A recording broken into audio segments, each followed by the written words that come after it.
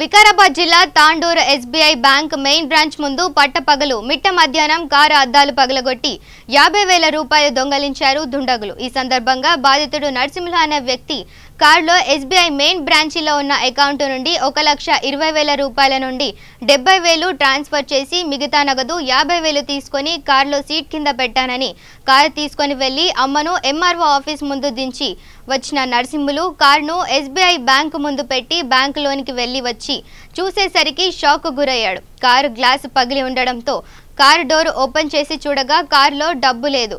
కంగారు పడిన నరసింహులు పోలీసులకు ఫిర్యాదు చేశాడు। పోలీసులు కేసు నమోదు చేసుకొని దర్యాప్తు చేస్తున్నారు।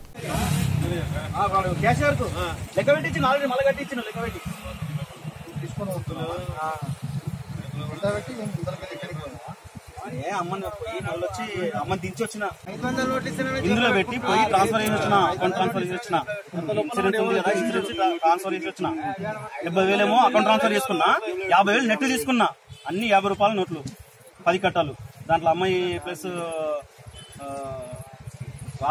బ్యాంక్ ఆధార్ కార్డు ఉంది, ఆంధ్ర బ్యాంకు ఉంది, స్టేట్ బ్యాంకు ఉంది, స్టాంప్ ప్యాడ్ ఉంది, అది గిట్ట ఉండవండి అందులో ఏమి లేవు అందులో।